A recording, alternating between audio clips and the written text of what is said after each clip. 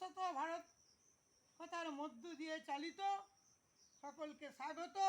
সূর্য প্রণাম বহুবার দেখিয়েছি, আবার একবার এখানে দেখাচ্ছি, বিভিন্ন জায়গায় স্থান পরিবর্তন করি। এই সূর্য প্রণাম এর উপকারিতা বলবো। সূর্য প্রণাম বা সূর্য নমস্কার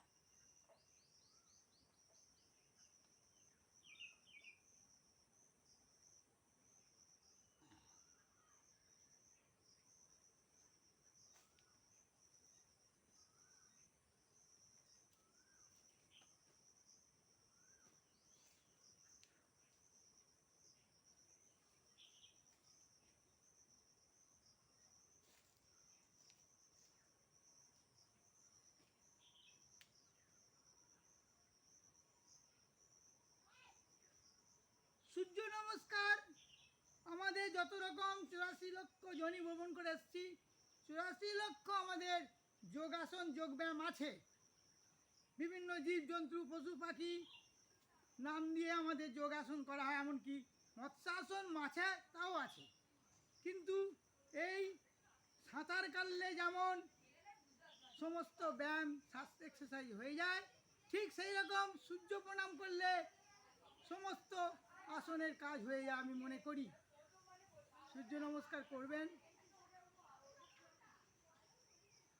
দেখিয়ে দিলাম ব্যবহারিক জীবনে। এবার প্রাণায়াম, প্রাণের কথাও বলেছি। তবু পদ্মাসনে বসতে হবে, এই পদ্মাসনে বসতে হবে। এইভাবে পদ্মাসন যারা করতে না পারবে তারা সাধারণভাবে বাবু হয়ে বসবেন এবং ধ্যান দেখাচ্ছি। ধ্যান আসন, সাকার ধ্যান, নিরাকার ধ্যান। সাকার ধ্যান হচ্ছে এই যে এইভাবে করতে পারে, এইভাবেও করতে পারে। এইভাবে হাত দিতে হবে পেটের কাছে, হৃৎপিণ্ডের নিচে। নিরাকার ধ্যান, সাকার ধ্যান, এখানে মনটাকে আনতে হবে হৃদয়ে। হৃৎপদ্ম আছে, ফুসফুস হাত আর হৃৎপিণ্ড হাট।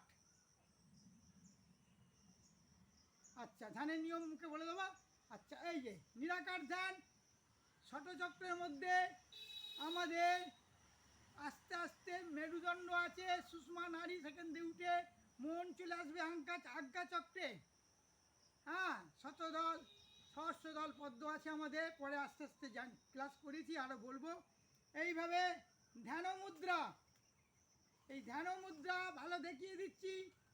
হ্যাঁ, তর্জনী আর বিদ্যামূল এখানে এইভাবে হ্যাঁ করে দুটো হাঁটুর মধ্যে এইভাবে শিরদাঁড়া সমান করে বসতে হবে।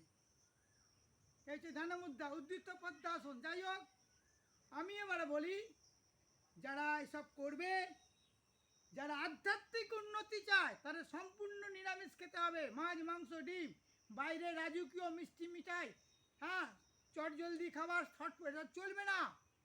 হ্যাঁ, ফাস্টফুড, সম্পূর্ণ শাকসবজি প্রকৃতির সাথে মিশে প্রাকৃতিক আহার গ্রহণ করতে হবে এবং প্রাকৃতিক নিয়মে রান্না করতে হবে।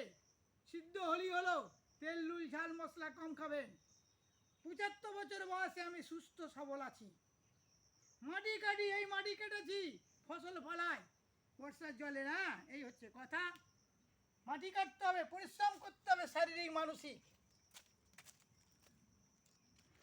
এবারে আমি ভ্রমণ প্রাণায়াম দেখাচ্ছি।